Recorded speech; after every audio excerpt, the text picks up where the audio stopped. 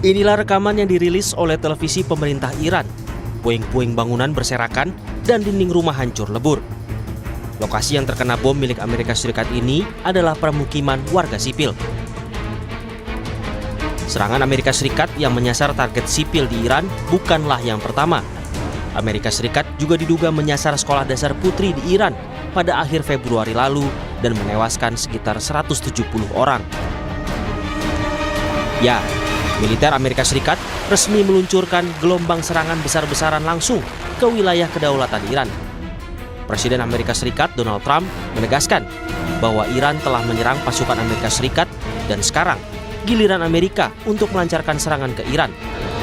Dengan serangan ini, Trump berharap kesepakatan bisa segera tercapai. We're going to be hitting them very hard because it's our turn to hit them. They know it's coming. They're asking us not to do it, but they tried shooting it last night. So we had 5 rockets shot going 8,500 miles an hour, and all 5 rockets were knocked down to the ground. But they nevertheless took a shot, so it's our turn. And we'll see if we get there with an agreement at some point, but we're going to hit them very hard. Tak tinggal diam, Iran pun langsung membalas dengan meluncurkan gelombang serangan drone peledak yang merupakan bagian dari fase ke-27 Operasi Saekeh atau Operasi Guntur. Serangan udara masif ini menargetkan pangkalan udara Ahmad Al-Jaber di Kuwait yang menjadi markas strategis militer Amerika Serikat. Juru bicara Kementerian Luar Negeri Iran, Esmail Baghaei, menegaskan Iran akan membalas setiap serangan dan tengah fokus pada pertahanan dan bukan membahas poin-poin kesepakatan damai. زمانی که طرف مقابل مشغول اقدامات ایذایی و تجاوز علیه ایران هست، تمرکز ما بر دفاع هست. این مواردی که گفته شده بله میانجی‌ها ممکن هست پیام‌هایی را از طرف آمریکایی به ما منتقل بکنن در مورد تحولات جاری در منطقه، ولی در حال حاضر ما هیچ مذاکره‌ای با طرف آمریکایی نداریم. Saat diplomasi diharapkan untuk jadi solusi, sikap tegas Iran yang masih menutup pintu dialog dan memilih fokus pada lini pertahanan menjadi sinyal kuat bahwa saling balas serangan udara ini masih jauh dari kata usai. Saudara, saling balas serangan AS dan Iran kian memicu pada kekhawatiran akan pecahnya perang terbuka di Timur Tengah. Lebih lengkapnya kita bahas bersama Wibawanto Nugroho Widodo, pakar geopolitik dan keamanan nasional, sekaligus Ketua Bidang Kebijakan Luar Negeri DPP IKA Lemhanas RI. Mas Wibawanto, selamat sore. Selamat sore, Mbak. Ya, Mas Wibawanto, Iran ini kan meluncurkan fase ke-27 target pangkalan AS di Kuwait. Nah, sementara Amerika sendiri mengerahkan jet tempurnya langsung ke wilayah Iran. Nah, apakah ini mengindikasikan bahwa jangan-jangan kedua negara sudah sangat siap masuk ke fase perang terbuka? Ya, jadi gini, langsung aja ya. Jadi sekarang itu masuk dalam fase kedua dari yang namanya tuh kampanye militer yang mengintegrasikan seluruh instrumen kekuatan nasional Amerika, baik militer, informasi, intelijen, ekonomi, ya, dan juga diplomasi, cyber, ya, dengan yang namanya instrumen kekuatan nasional dari negara koalisi, ya, Gulf Country Council dan juga tentunya Israel di sini.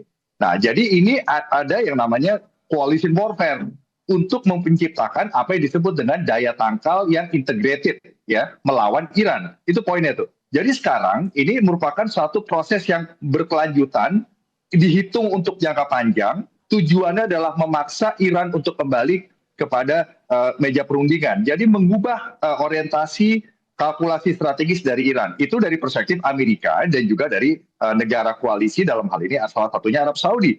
Tetapi dari perspektif Iran, ini juga Iran tidak sedang berusaha memenangkan perang konvensional, Mbak, ya. Jadi Iran itu tetap menekankan apa yang disebut dengan regional strategic endurance dengan melibatkan proksi-proksi juga. Ya, di mana di sini Iran juga memaksa adanya biaya politik, ekonomi dan militer kepada Amerika dan kepada koalisi, ya, sehingga nanti yang paling kuat untuk bertahan itu yang akan mempengaruhi arsitektur baru di dalam regional security complex Timur Tengah, dan itu juga yang akan menentukan apa hasil dari konflik yang berkepanjangan selama ini.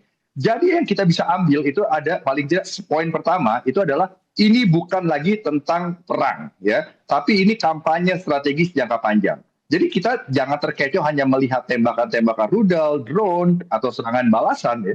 Tapi kita melihatnya bahwa seluruh operasi tersebut merupakan bagian dari campaign design. Jangka panjangnya di mana untuk meraih apa sih kira-kira, Mas?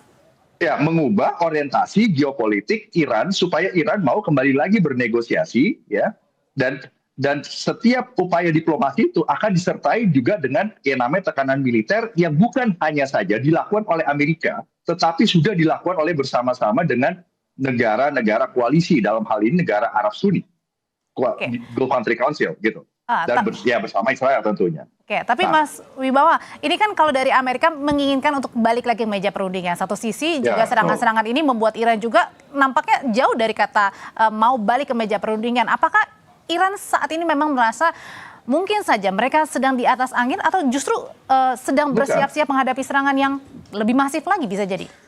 Bukan, jadi kalau dari perspektif Amerika dan perspektif Iran itu kalau digabungkan, ini Iran ini tidak mungkin menyerah karena ongkos dari menyerah ini lebih mahal daripada melawan. Itu prinsipnya, Mbak. Nah, melawannya ini akan melahirkan yang namanya cost politik, cost ekonomi, cost militer, dan juga stabilitas energi, keamanan jalur choke points di Hormuz, Bab el-Mandab, dan stabilitas kawasan regional yang sebenarnya ini menjadi concern Amerika dan negara koalisi juga. Sehingga siapa yang paling kuat bertahan itu yang menang gitu. Nah, jadi center of gravity-nya sekarang itu bergeser, Mbak. Bukan hanya siapa yang memenangkan konflik hari ini, besok, atau minggu depan gitu. Tetapi ini siapa yang bertahan secara ekonomi, tahan dalam hal keberlanjutan logistik, tahan untuk jalur energinya, tahan untuk mempertahankan koalisi internasional. Sekuat apa Amerika juga bisa mempertahankan koalisinya itu. Karena nampaknya bukan short term tapi long term ya, Mas ya? Iya, dan kenapa Amerika terus menekan, Mbak? Karena Amerika terus berusaha mengubah orientasi kalkulasi dari Iran untuk diajak lagi ke meja perundingan. Itu kan Presiden Trump mengatakan begitu kan.